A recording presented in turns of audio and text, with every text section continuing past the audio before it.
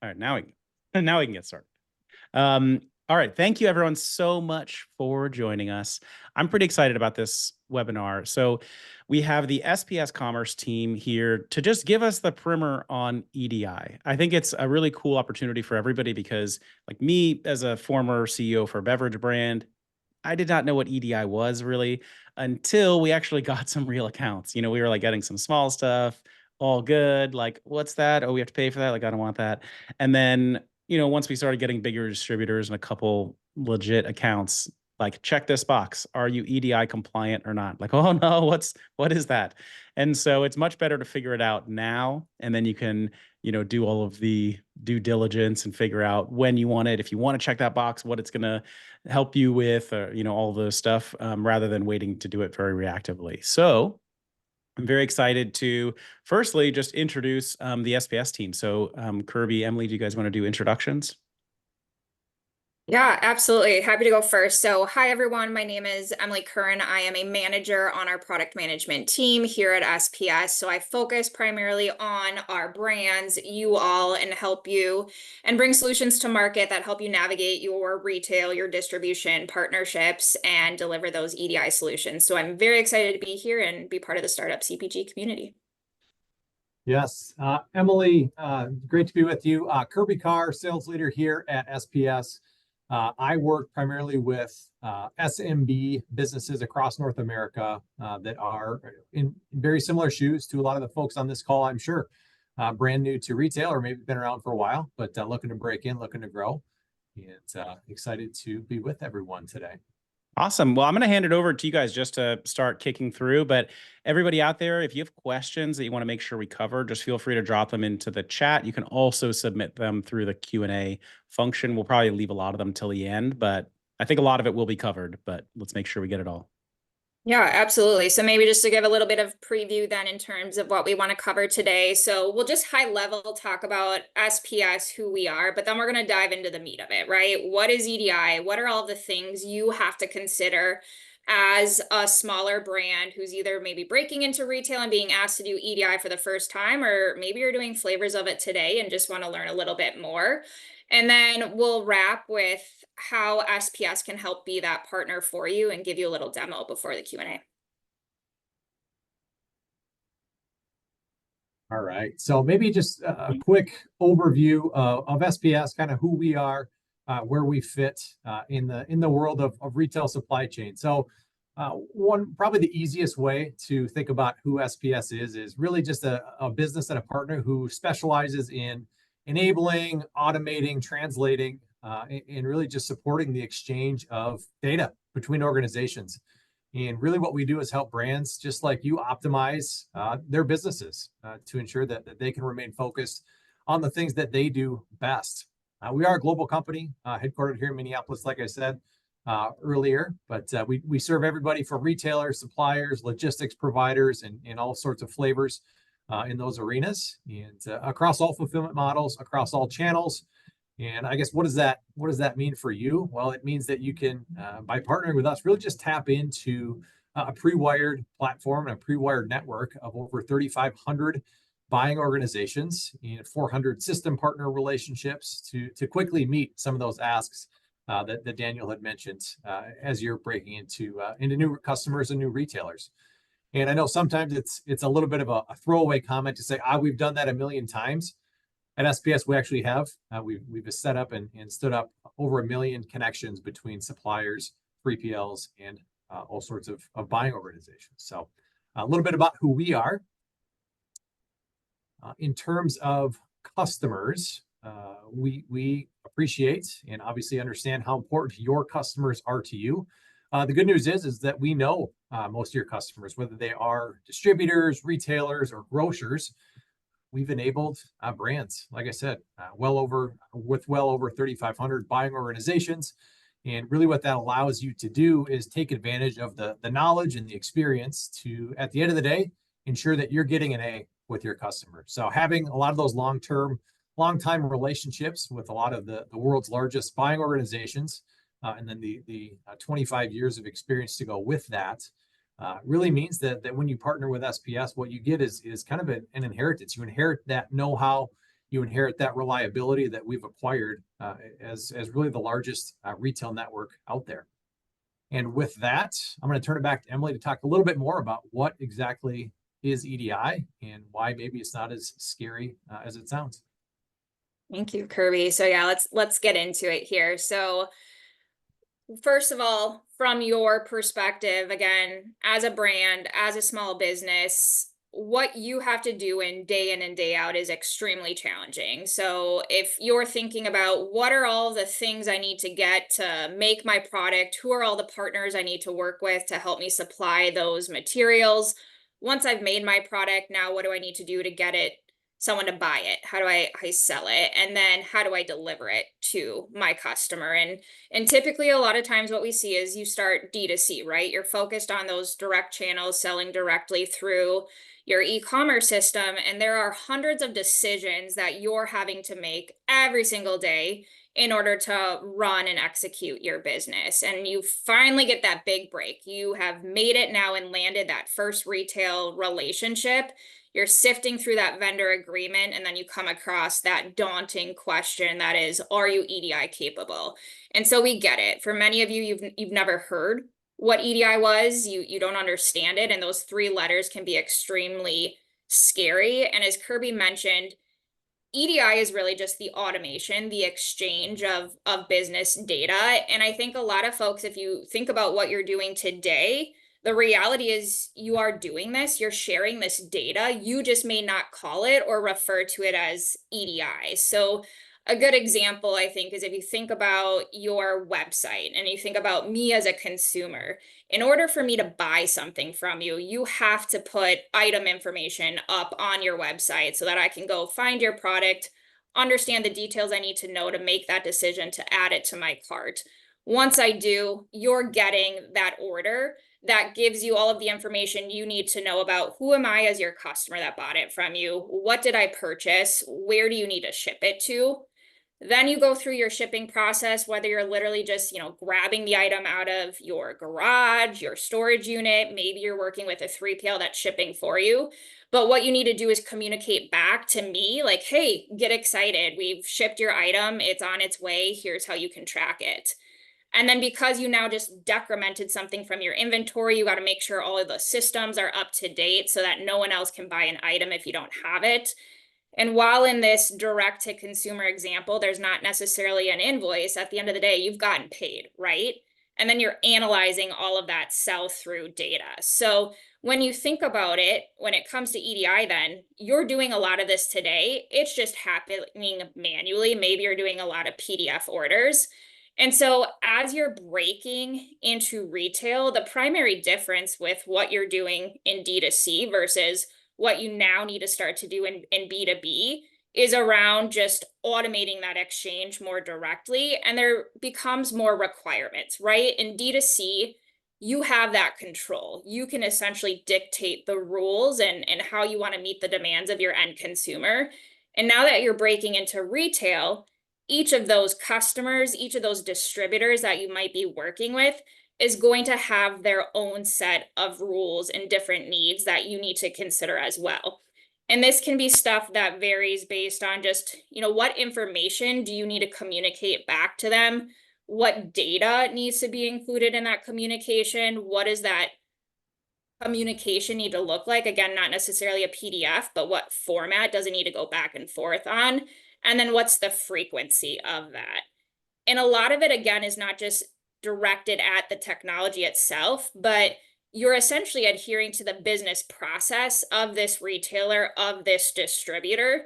So they're going to also have requirements around how they want you to ship an item or label something. And that could vary based on those fulfillment models that Kirby mentioned. So if you're drop shipping on behalf of Target, for example, to their end consumer, they're going to have certain expectations for that versus what shipping a KeHE, a distributor, might look like. And so what these retailers are going to do is they're going to have these rule books. They're going to have these specifications for how they want you to do business with them that are going to really serve as that guide. And my running joke here is like EDI is meant to be a standard, but the reality is everyone's different. So you may like figure it out for Target, but then you get into Walmart and now you're starting over and it's something brand new, or Whole Foods is going to look a little bit different. And maybe just to translate that a little bit for everybody. Yeah. So basically what you're saying is like, yeah, you could get into Whole Foods and like if they're sending you orders, you're trying to, deliver to them through a distributor or whatever, like the requirements could be very different. There could be different processes like, oh, you have to confirm this to this person, or we need this kind of information about the product. Could be very different when you get into like Sprouts or, Safeway or any of those other retailers that you're talking about. So the EDI is basically like, the common application for anyone who used that to apply to college, to apply to all of them, basically like kind of makes all of it one thing. You got it. Like if I just had to riff on another analogy there, it's like a translator for a language, right? You speak French, I speak Spanish, EDI translates that into the common denominator. So we're both getting what we need in the language that we need it. All right. Yeah. So if that, wasn't enough already, again, when you're thinking about retail and B2B, the fact of the matter is too, like things are going to change, right? We're evolving, the market's evolving. What we're typically seeing on our end is that we are processing tens of thousands of changes on behalf of our customers each year based on changes these retailers, these distributors are making as they continue to evolve their processes. So like a key example here is something as simple as they're just adding a new store. So they now have a new location they want you to be able to ship to, or they could be changing how they actually want you to pack a product and where they want you to put a label. I mean, I think a lot of times people don't realize when you're labeling your cartons, like where you put that label matters. And maybe some retailers want it 2 inches from the left, others want it 3 inches from the right. So right, that's a lot for a small business to think about and have to worry about. And so it's just important as you're going into retail, not that you memorize all of these things, but that you can plan for them, right? And that's hopefully what we're here to help convey and articulate, is that there are lots of considerations that you are putting into your business day in and day out. And we can help make sure that you're comfortable with EDI and what it is, but you don't have to worry about it. And so maybe just to simplify it a little bit more in terms of, so then why are you as the brand being asked to do EDI? What exactly is my retailer asking me to do? Just kind of walk through this flow here. So again, from a retailer's perspective, that buyer that you're working with at Whole Foods, at Target, they're working with thousands of other brands and suppliers. They're managing multiple products and they've got all of this information set up in their system. So what they want to be able to do is communicate that order to you electronically. So you're going to receive an order and they're going to want you to confirm it. Basically send back an acknowledgement that's letting you know if you can ship or fulfill that order. And so what's really important here is that acknowledgement is helping your buyer plan accordingly, because now they can understand maybe you only can fill half of the order and you can fill the rest later. They've got a decision to make in terms of, are they okay with that? Or do they actually want you to just fulfill what you can and not worry about the rest? So that's where that confirmation is going to come into play. Once you've confirmed the order, now you're going to go through your normal pick, pack, ship process. Or again, maybe that's something your 3PL is doing for you, your warehouse provider. And what you're going to have to communicate back when you ship the order or the product is what's called an advance ship notice, an ASN for short. But really think about that as a document that is letting your retailer, your distributor know, hey, the shipment's on its way. Here's how it's packed. Here's when it's going to arrive, so that they can plan accordingly at their DC or warehouse. So then as the trucks are pulling up to the loading dock, they can just scan those labels. It ties back to that advanced ship notice and they can efficiently receive the product through the DC to then get it out onto the store floor to be paid. Whereas without this information, that now becomes a manual process and it's really inefficient for them. And then because you already have this trail of documentation, when you submit your invoice back to your retailer or distributor, you can get paid faster because they can check all of the boxes of, I got what I ordered in the quantity I ordered, and now I'm going to fulfill that invoice. I know, Emily, you and I have talked before, and this piece, especially about the automated advanced ship notice, is pretty important. Like, it sounds like, oh, you're just like saying, yeah, hey, this thing is on the way. But I know you've told me stories about, like, if they don't know that the thing is actually coming, they don't get the email that says, like, hey, it's coming Friday, like, between 2 and 4, they might not be ready for it. And then they actually just can't unload it because there's no one there to receive it, or it's not going to make it to the store floor. Like, who knows what can happen. You've seen that, right? Correct. So like we've heard from retailers, like in some instances, they won't even touch a shipment if there isn't the corresponding EDI shipping notice. So you can just imagine you ship your truckload of products and then it gets turned. It's going to be a costly process. In other times, we've heard they'll just set it to the side until they have someone that can physically go through and open all of the boxes and get it to where it needs to go. And one retailer in particular told us that takes on average like 5 more days. So that's 5 days product sitting in the back, not getting sold. So when you think about then that relationship that you have with your retailer, that's going to be seen as almost like a complexity, like it's difficult to do business, and that could potentially impact future orders if you're not helping your buyer, if you're not helping your retailer have efficient operations on their side. And I think anybody who's like a brand or close to the brand and ops side knows that, like, selling the thing in is not the full battle. Maybe it's more than half, but it's like, oh, okay, if you work with your ops person, you're like, did they send the purchase order? Okay, like, wait, is it getting picked up? Okay, did that truck come when it was supposed to come? Like, I don't know. It feels like the answer is very often no. That it, it's like delayed, or it came at the wrong time.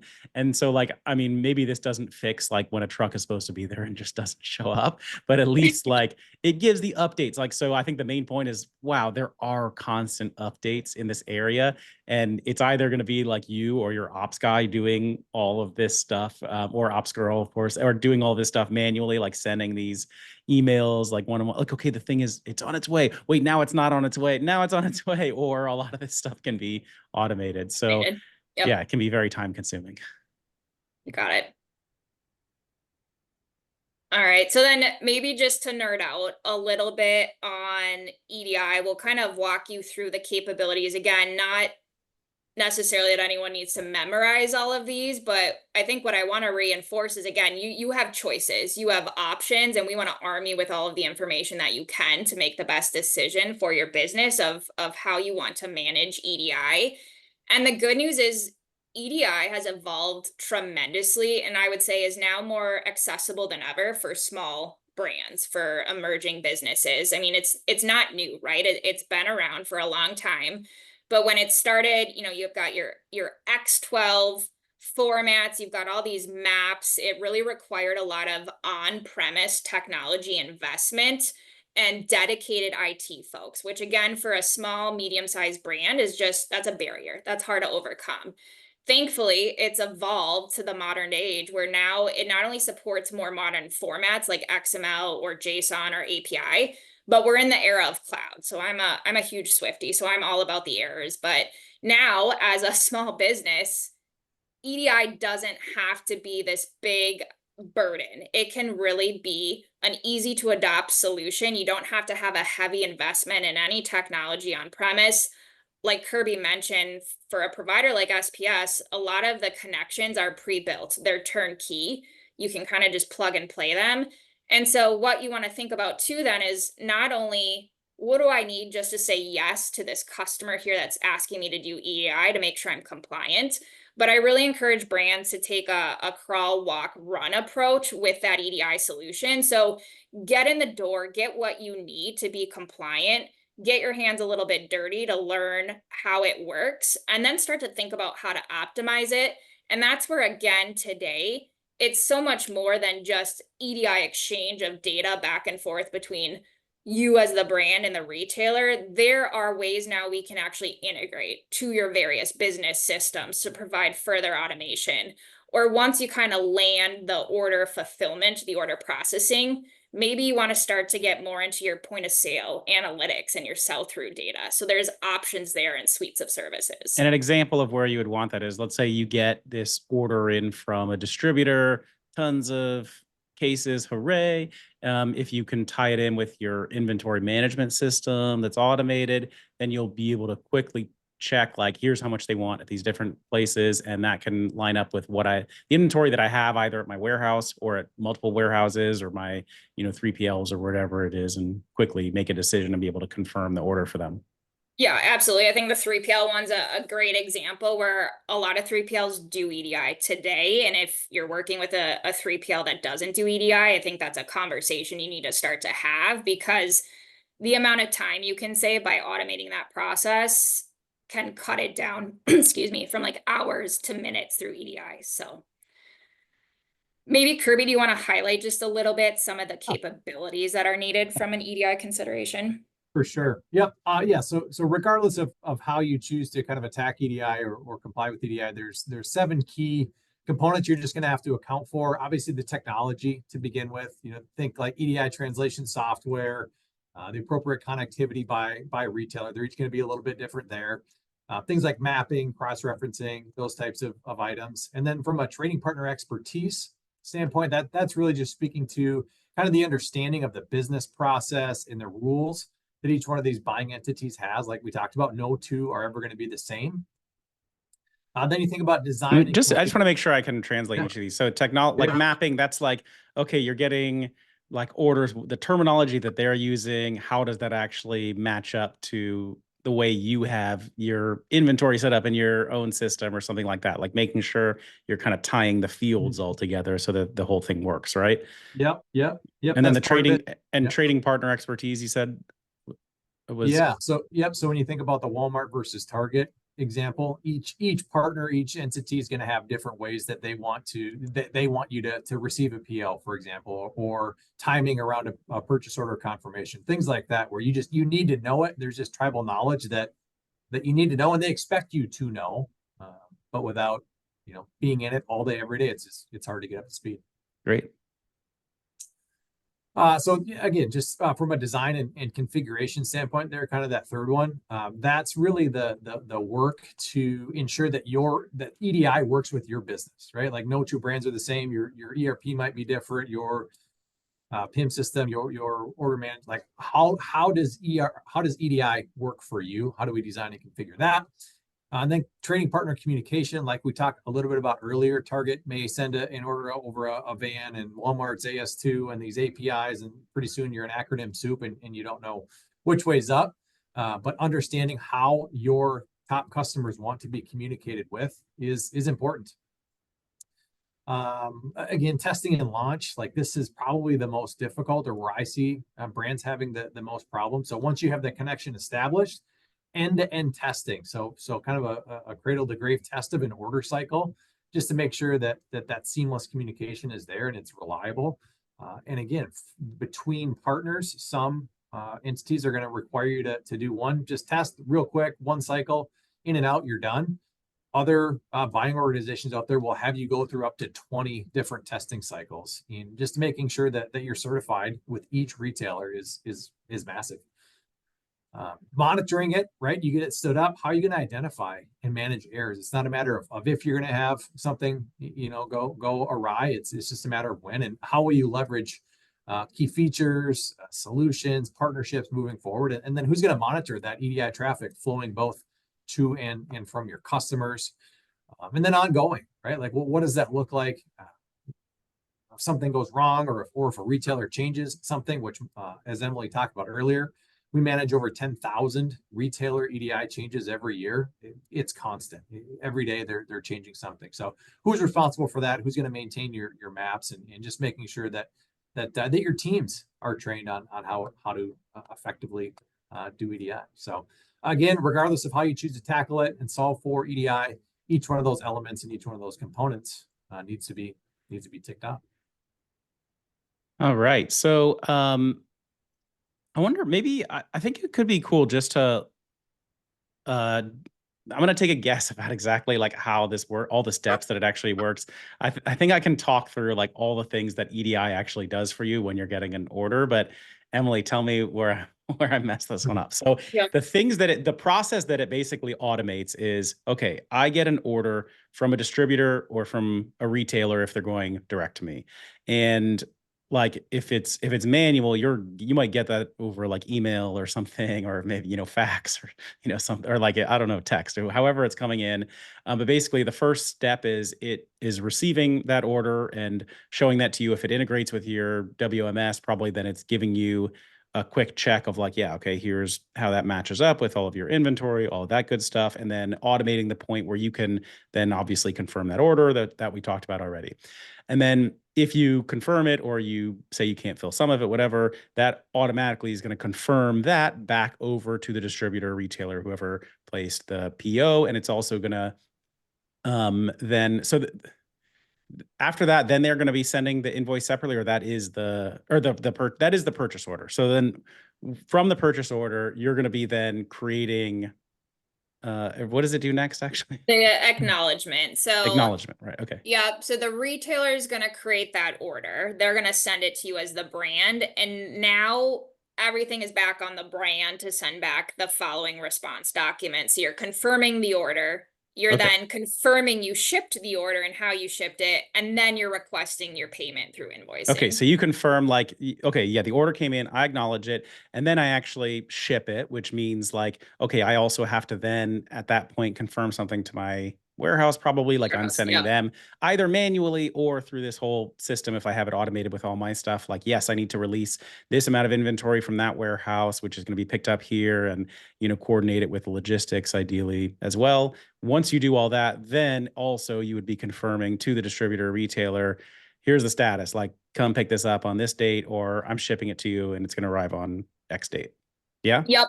Exactly. And that's where I would say like there's just nuances then, right, by each of the customers that you're working with. Because to your point, some of them are going to provide the trucks to pick up the goods. You just got to let them know when they're ready. Others, you're going to need to ship it to them.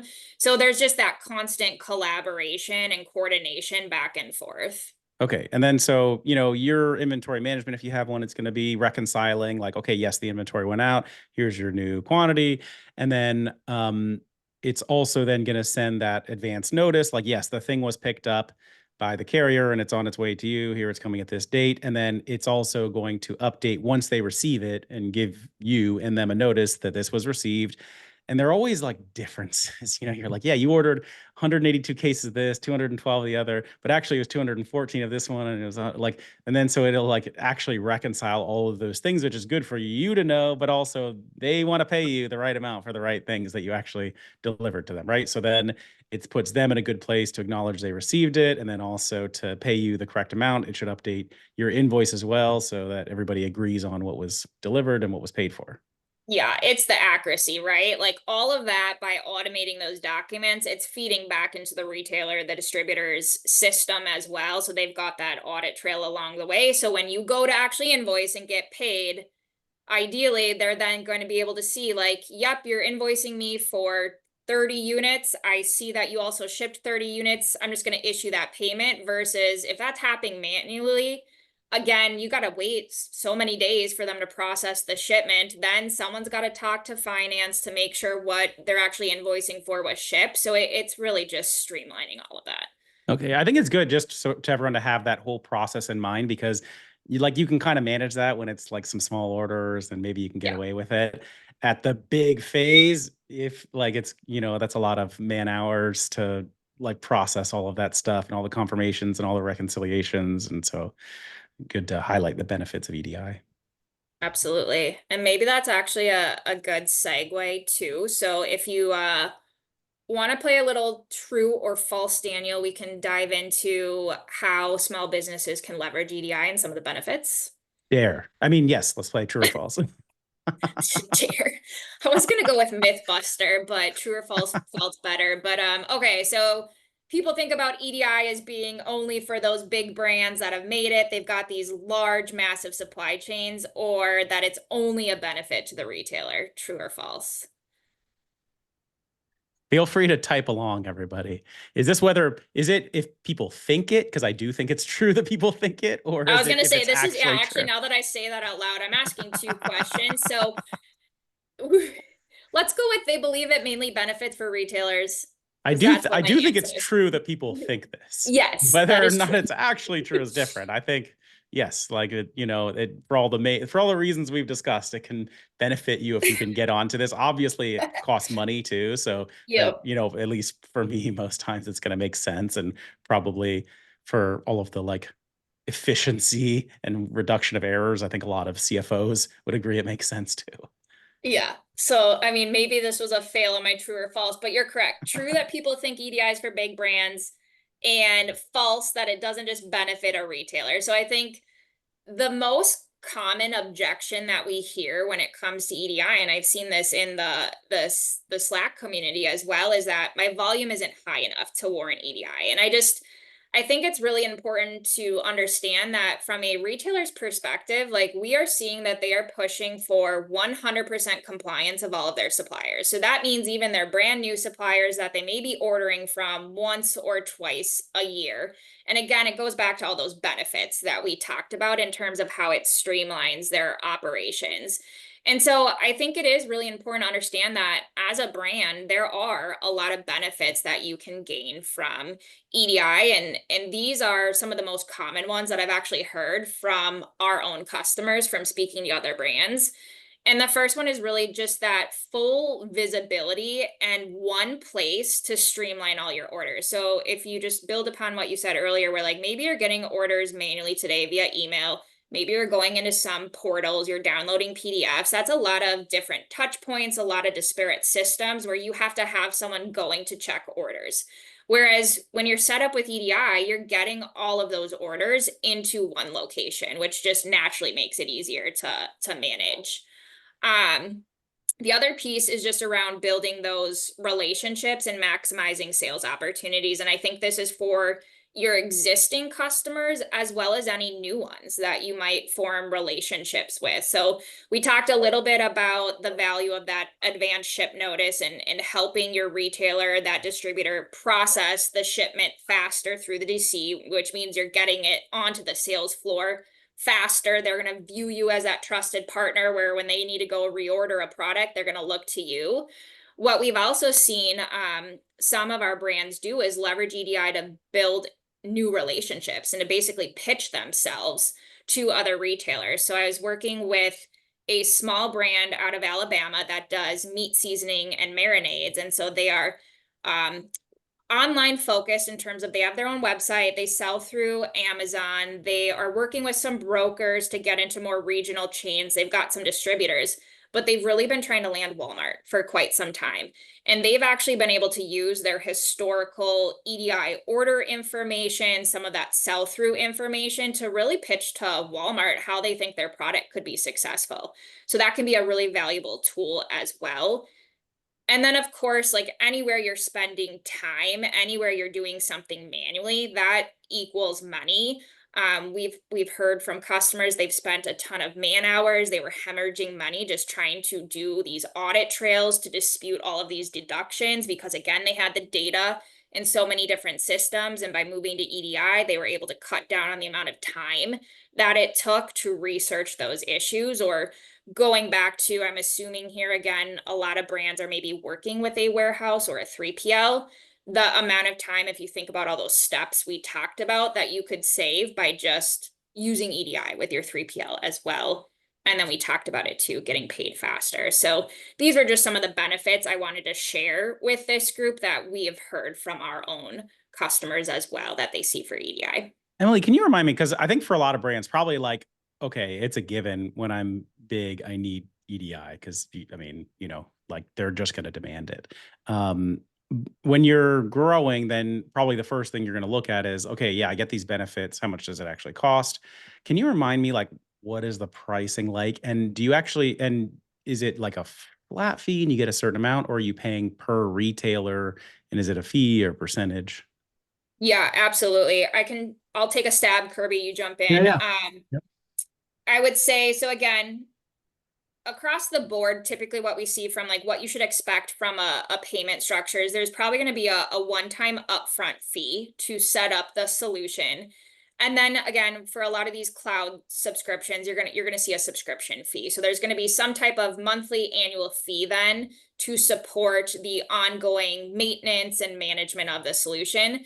that is where the fees can vary based on your provider and what they're offering you. So from a general perspective, I think usually what we see contributing to that fee is there's going to be a trading partner consideration. So how many retailers, distributors are you looking to connect to?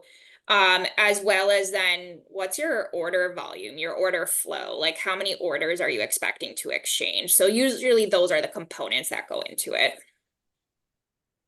Yeah, and I would maybe just add on there, that assumes that you don't want to take this on all in-house. You don't want to invest in an EDI department. You don't want to invest your key IT resources towards building from scratch DDI connection. If you do want to go down the kind of the full service route or the cloud-based subscription route, yeah, one time setup fee, and then ongoing kind of subscription-based fee.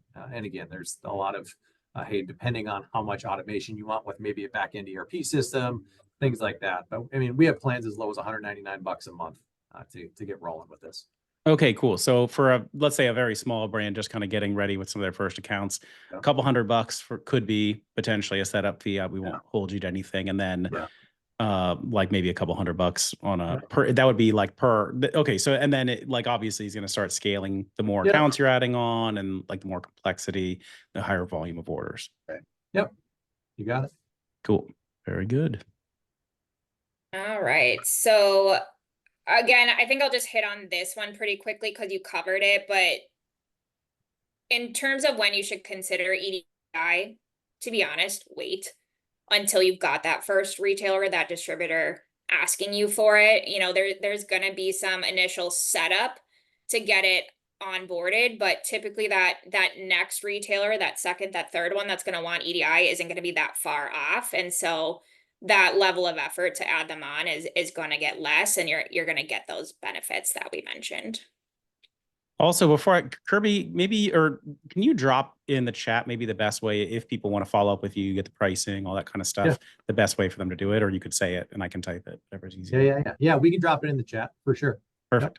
Yep. And obviously after the webinar, we can follow up or handle any conversation on the side too. But yeah, happy to.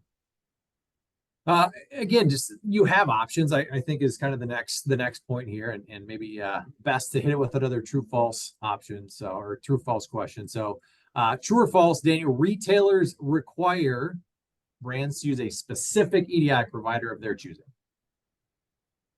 I actually don't know the answer to this one. I'm like, I mean, I would kind of believe you if you were like, no, some of them are like, it's just got to be this one, or I know they don't. I don't think that all of the. I mean, I don't know. I don't think they all would necessarily work with all the EDI providers. The other thing I wanted to add on, by the way, is like, in some instances, you might like be like, oh, let's just not get the EDI yet. Like there are some big retailers who will be like, no way. Like, we're not taking up our email inbox time because you don't want to pay the EDI. I've definitely had that conversation before. They're like, what? Yeah. No, you're not big enough to be that important to us. Exactly.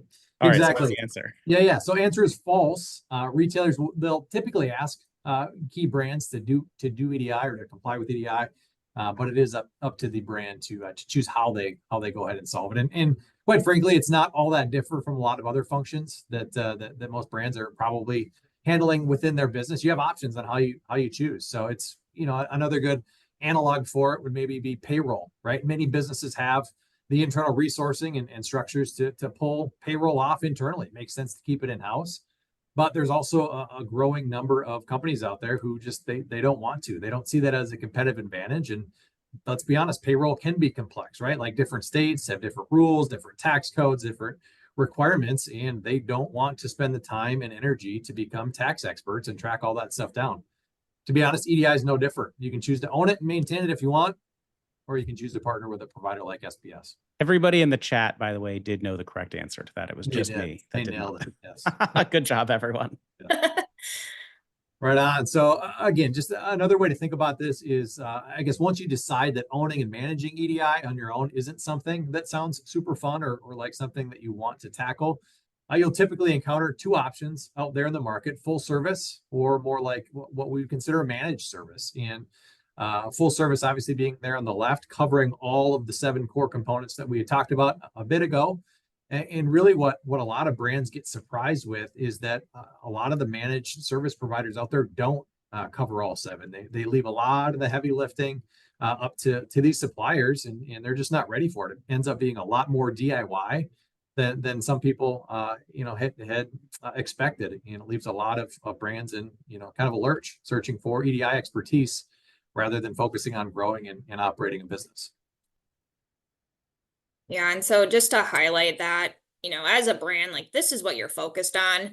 This is what you care about. You want to build your brand, you want to sell your product, and you want to do that as efficient and profitably as possible. You don't want to have to think about either you taking on EDI on the side, you already wear enough hats, or you don't want to worry about going and finding or hiring someone that could be that EDI coordinator for you.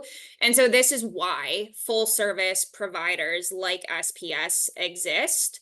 And I'll hand it back over to Kirby just to talk through a little bit more about how we could potentially be a partner to help you on this EDI journey. Yeah, absolutely. So for 25 years, we've worked with and alongside brands who knew they needed to do EDI, but didn't have the maybe the interest or the energy to take it on themselves. And that's why we did launch off fulfillment from SPS, and as the industry leader and only full service provider on the market. Obviously, we've talked about when you partner with us, you get not only the technology, the EDI, the translation, the connectivity tools, the mapping, but we also wrap all of that with the people and the expertise across over 2,500 retail experts that we have here on staff at SPS, and really become your EDI department, really become an extension of your business. And again, those processes and those relationships that have been grown over 25 years really come in handy when you need it. And again, like we all find ourselves in kind of the midst of an ever increasingly complex supply chain across the globe, and all sorts of technological complexity and systems trying to talk to each other. It isn't easy, and what we've done at SPS is create that single smart connection. Just that single connection point, allowing you to focus on your business, to focus on what you're good at and what you want to be good at, while enabling you to process any and all orders from any and all fulfillment models that your customers might ask you to do, and just at the end of the day, ensure that you can say yes to your customers and ensure that you can get an A with each of those customers. So we get it. It's hard. It's arduous. It's a big ask. But with SPS, we really do the heavy lifting so you can focus on your business. And it's super easy, honestly, to get started. It's very easy. Our team will sit down with you. We'll understand your business. We get it that you have little idiosyncrasies and things that make you different from other brands, clearly. And we're going to want to sit down and just figure out what that needs to look like. And then move into kind of an activation and configuration stage for your solution to make sure that it fits what you need. And then from there, kind of moving into a validation stage and then going live, right? And once we do go live, we're not going to go anywhere. We're not going to just leave you high and dry. We're going to be here to make sure that everything goes well and without a hitch. And honestly, that's enough talking about it, Emily. Let's maybe just jump in and take a look. Take a look at the platform. Take a look at what it looks like. Kirby, can you remind me, just because I want to type it in the chat here, if somebody wants like the one-on-one chat with you guys, what's the best way for them to reach out? Is it just the website, or do you want them to chat with you directly? Yeah.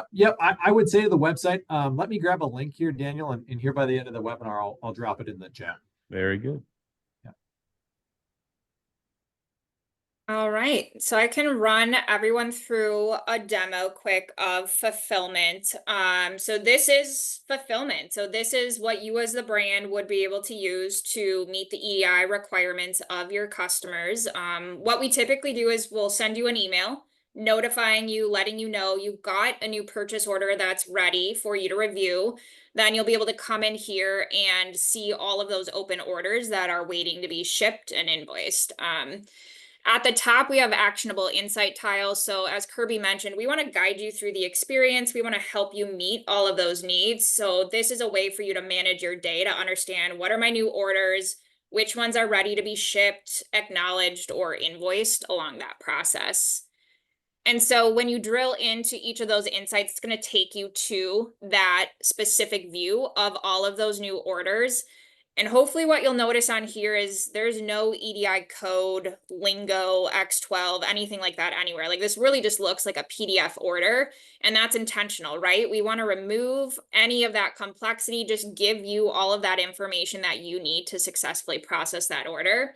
And this is going to be the same look and feel across all your trading partners, across all your customers. So you're going to have your order number, your ship date, where you're shipping to, what product was ordered. Some of the data on it might vary based on your partner and what they're sending to you, but the experience you have across the board is going to be the same.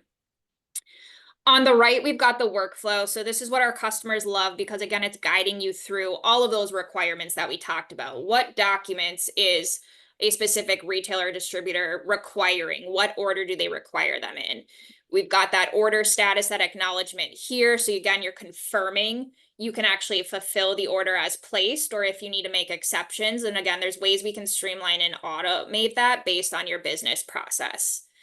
Then when you go to ship, what I want to take a moment to do is just show you, here's what that rule book, that specification looks like in terms of this is everything that Target, for example, wants to know about the shipment. So they want the specific carrier information, the ship to information, the ship from information. What you'll notice is a lot of that's already populated. So again, we're trying to cut down on as many keystrokes as possible and source all of that information into that shipping notice so that at the end of the day, once we've configured you and we've set up all of your defaults or all of your rules about your actual ship from location, for example, the experience that you're going to have is super simple. So you're just filling in any of that additional information that we actually need your input on that we couldn't get. Shipping documentation is also a big component here. All of that's available within the solution as well. So you have access to print the carrier labels, the UCC 128 or GS 128 shipping label if it's required. And then in drop ship, again, we see that packing slip. So again, you're shipping to the end consumer on behalf of your retailer. All of that is available in fulfillment. And for those of you that are using UPS or FedEx to ship, if you're going out to the UPS World Ship account today, we can actually connect that into fulfillment so that as you're creating the shipping documentation, we're actually pulling in all that carrier information. We're booking that shipment for you and then bringing back all of those labels. So then you can see everything's updating dynamically. So now we shipped it, it's ready to invoice, and drop ship again can be heavy volume. So instead of processing things one by one, you can actually bulk process and do multiple invoices, multiple shipments at a time. So this is just an example of what that would look like, where you've got 2 invoices that you're ready to send out. Again, you'll see there's actually nothing for you to enter because we've sourced in the invoice total directly from the order. If you want us to generate an invoice number for you, we can. All you have to do is send out those documents and you've completed that workflow, that order. So that is as simple as we try to make it. All right. If anyone has any questions, please feel free to chat those in, or you can send them through the Q&A if you would like to. That'd be cool. Cool. Do we have other stuff to go through, or is that it? That was it. All right. I think the last thing we were gonna do was pricing, but we hit on that earlier. So Cool. Yeah, Kirby, do you want to hit the link in there, or I can just drop the general SPS Commerce one, or? Yep, I will drop the link in there right now. Just when you go to this link, just maybe say startup CPG in the contact form, and then you get extra special treatment if you the say extra startup special CPG. treatment. Like, oh, all right, we'll give you the real stuff. Okay, so that's just spscommerce.com/contact and mention startup CPG.